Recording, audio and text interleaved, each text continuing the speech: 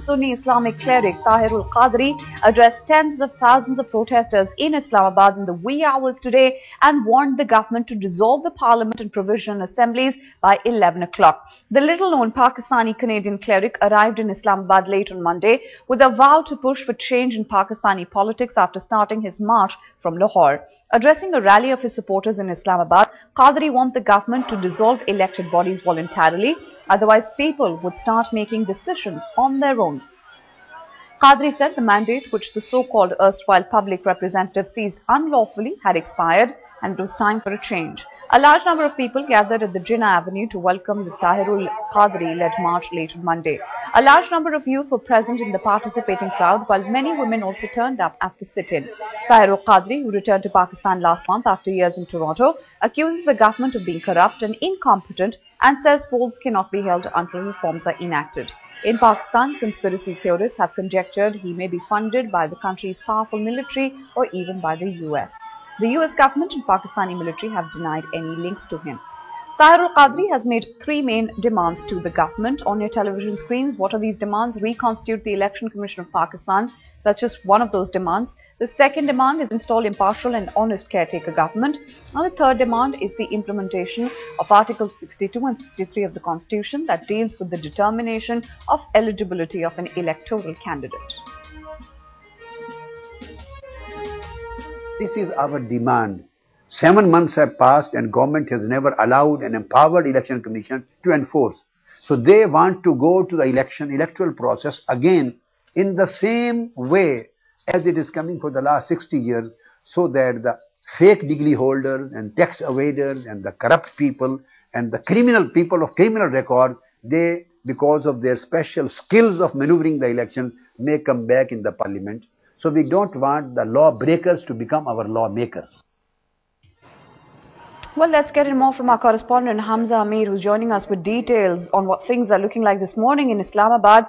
Hamza, just take us through who this man really is. What do we know about Tahir-Ul-Qadri? Also, how jittery is Islamabad today, given the sort of deadline of 11 o'clock this morning that we're talking about? Well, Tahir-Ul-Qadri is basically a religious cleric, and he's a very well-known cleric because people listen to his lectures a lot. He has a following of at least 2 lakh students at least, and that is why we see when the people, when he started gathering them up, other than the political party leaders or any other civil society that joined in, majority of the chunk of the people who are in Islamabad today are students who are very young. And also, like, we're talking about 2 lakh students and then their family members coming in. So it's more than 3 lakh people sitting in Islamabad right now. And they're not sitting at the Jinnah Avenue. They were at Jinnah Avenue before. Now they're right in front of the parliament at D Square.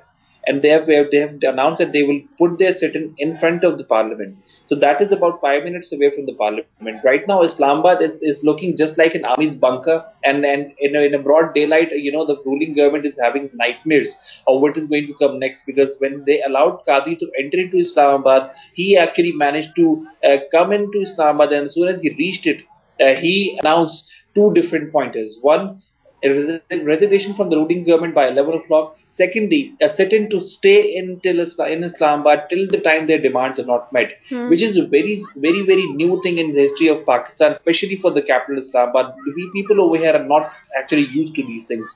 And a person like him who has actually got a following of a lot of people who are actually right now, it's in Islamabad, it's about 2 degrees right now, 2 or 3 degrees. And people are out on the streets and sleeping. And they are ready to sleep for days.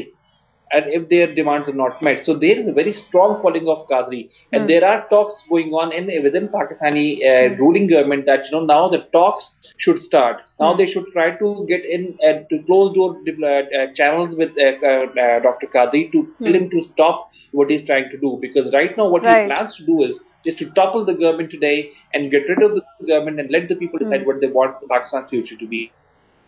All right, Hamza, we'll keep coming back to you for more developments coming forward on this story. Right now, many thanks for having joined us with those details.